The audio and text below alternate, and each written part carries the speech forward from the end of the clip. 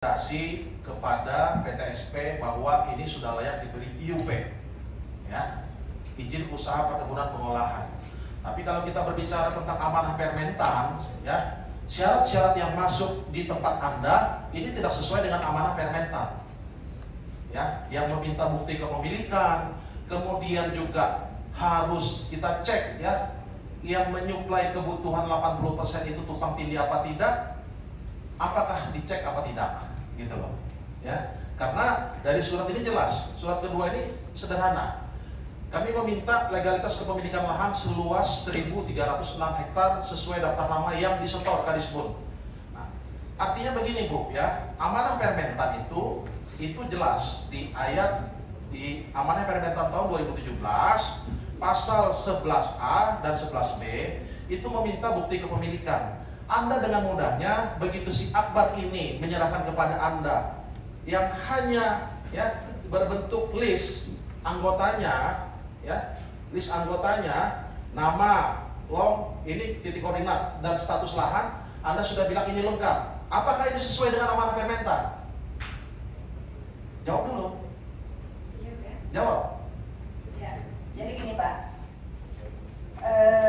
Jadi kami mengeluarkan pertek yang pertama itu tanggal 29 Agustus mendasari Permentan 21 tahun 2017. Jadi keluarlah pertek tanggal 29 Agustus yang ada di tangan Bapak. Nah, kemudian pertek ini kami sampaikan ke PTSP dengan lampirannya Pak, dengan lampiran termasuk dengan SK kepemilikan segala. Tapi kemudian tidak. Ibu ngomong dengan SK kepemilikan, berarti milik ya? Ada. Nah, kenapa kami tidak dikasih waktu? Ya nanti saya kasih Pak. Belum. Saya teruskan dulu Pak.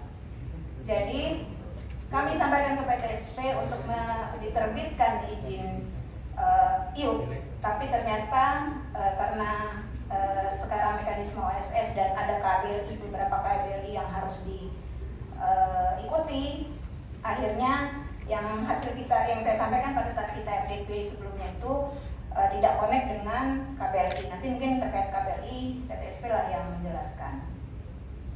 Nah, berdasarkan dari hal itu kemudian kami berkonsultasi dan mencermati kembali Permentan 21. Nah, kemudian dan melengkapi segala sesuatunya yang belum lengkap karena memang sebelumnya tidak connect di KBRI, makanya kemudian tanggal 12 Desember 2022 kami mengeluarkan pertek yang baru. Nah, ini juga yang sama yang disampaikan oleh menjawab juga apa yang disampaikan oleh Pak Amir. Memang sebelumnya Pak yang tanggal 29 itu perteknya tertolak oleh KBRI sehingga kami menganalisa lagi dan akhirnya mengeluarkan pertek tanggal 12 Desember tahun 2022. Yang berbeda antara pertek yang 25 Agustus ke pertek 12 Agustus itu adalah kami mencermati Permentan 21 tahun 2017 khususnya di pasal 11 di mana karena memang ada perbedaan regulasi Pak. Kalau dulu pabrik tanpa kebun ini menggunakan KBRI-nya industri, tapi sekarang menggunakan KBRI-nya Kementan. Nanti Pak Peri lah yang tahu itu ceritanya.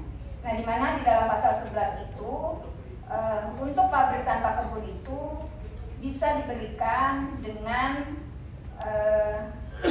merujuk pasal 11 ayat 11A kebunnya nih 11 pasal 11 ayat 1 bahwa usaha industri pengolahan hasil perkebunan untuk mendapatkan IUP harus memiliki sekurangnya 20% dengan kemitraan pengolahan berkelanjutan.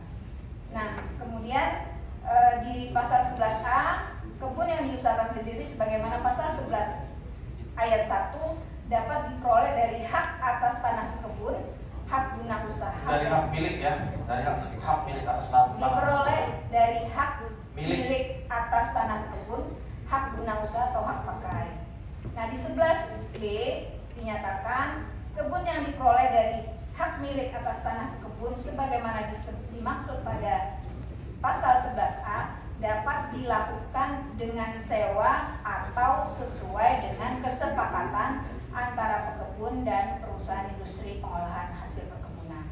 Nah, berdasarkan butir-butir itulah kemudian kami membuat pertek yang baru dengan mendasari bahwa ada perjanjian sewa lahan dan kebun kelapa sawit PT BAA dengan pemilik kebun. Nah, pemilik kebun ini diwakili oleh koperasi produsen harapan masyarakat Berau. Gitu. Jadi ada 180 petani dengan luasan persilnya itu 1.306 hektar. Bukan 180 petani, 180 lokasi. 180 petani dengan persilnya 1.306 hektar yang menguasakan lahannya kepada koperasi harapan masyarakat Berau untuk bekerja sama dengan PT BAA dalam hal ini sewa menyewa lahan. Itu dasarnya, Pak. Dan 80%-nya bermitra, dan itu kebutuhan 80%-nya bermitra dengan beberapa koperasi lainnya yang ada di Kecamatan Segah. Mungkin itu, Pak. Ya. Bagaimana Anda katakan 180 petani? Ini kan pemiliknya ini ada lahannya yang sama. Contoh, Samin 1, ada lagi Samin 2. Ya. Kemudian kalau kita berbicara tentang pemenuhan 80%-nya, ini kan di surat kami jelas, ya. Di surat kami ini jelas bahwa kami menemukan ada tumpang tindih. Contoh, PT SHG Sanggam itu sudah bermitra dengan NPR. Kemudian kelompok tani Kasai Bersatu sama SKJ. Kemudian lagi yang dijadikan syarat 80% yang sudah bermitra ini dengan PT BAA. Ini sampai sekarang sudah tidak pernah masuk barangnya ke sana ini. Bagaimana ini bisa dikatakan ini cukup syarat 80%-nya? Padahal amanah permentan ini wajib, ya.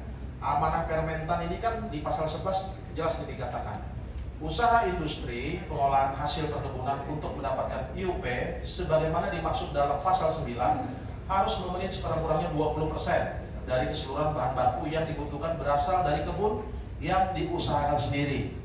Dan kekurangannya wajib, ya. Artinya kan wajib. Kata wajib kan sudah tahu. Dipenuhi melalui kemitraan pengolahan berkelanjutan. Jadi kalau kita berbicara tentang syarat yang 80%-nya ini tidak boleh ditinggalkan. Dalam pengertian harus clear and clear. Nah, 20%-nya ini aja kita masih belum cek, ya, karena tiap Ibu Kadisbud belum memberikannya kepada kami. Karena berbicara tentang aturan saja Ibu Kadisbud sudah berani meloloskan, ya, sudah berani meloloskan lanjut ke proses berikutnya. Padahal, ya, kenapa kami bilang begitu? Bukti kepemilikan yang kami minta sampai dengan sekarang belum ada. Nah, ini yang menjadi pertanyaan. Nah, yang 80%-nya ini sampai dengan detik ini, contoh.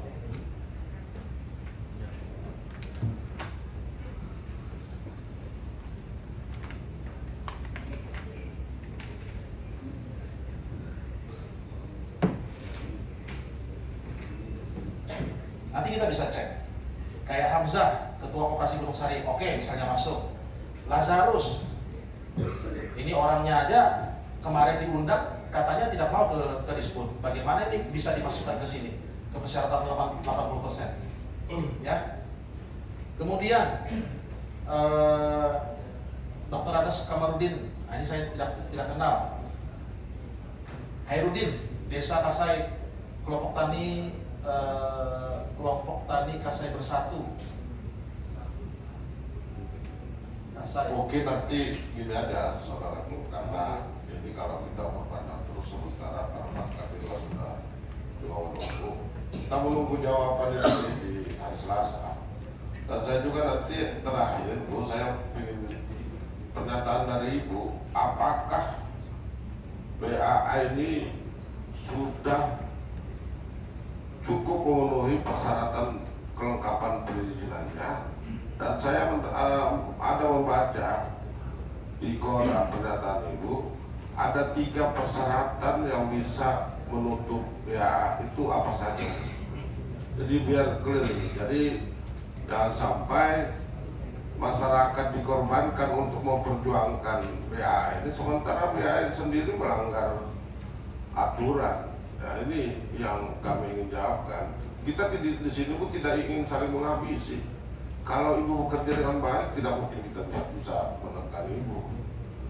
Nah, undang-undang aturan di sini itu Tuhan kita, bukan bupati, arahan bupati. Makanya di dalam kajian tadi saya lihat, berdasarkan arahan bupati itu tidak bisa dijadikan pandangan hukum. Titah dan perintah tentunya undang-undang dan peraturan yang berlaku. Jangan ada bahasa arahan.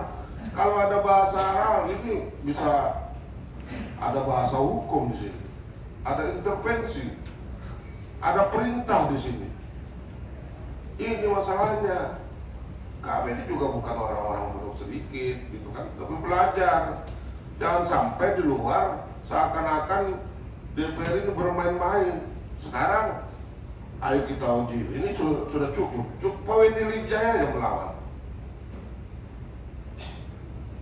Nah, kalau kita berbicara hukum, KPK dia bilang hati-hati dalam perizinan Pak, banyak yang bisa kita angkat, itu bisa dikatakan korupsi. Kemarin baru dia bilang begitu. Hati-hati, jangan bilang Ibu, ya nanti saya belum jawab, nanti saya kirim. Tuh ada surat resmi loh, sudah berbulan-bulan. Nah, jadi pekerjaan Ibu selama ini kemana? Kan begitu Bu. Ibu waktu mau duduk jadi kepala dinas, sikut kiri, sikut kanan. Saat Ibu bekerja tidak profesional, kan begitu. Hati-hati Bu. Jadi saya minta jawaban itu, apakah BAA ini sudah lengkap persyaratan perizinannya begitu? Tolong dijawab. Karena Pak Wendy Lijaya, saya mau ada berangkat. Ya. Makanya Pak Ripai saya minta masuk, ternyata belum Pak Ripai. Para pakar hukum sudah ada di luar untuk acara selanjutnya. Jam 1. Tolong nanti diringkas saja saudara-saudara semua. Ya.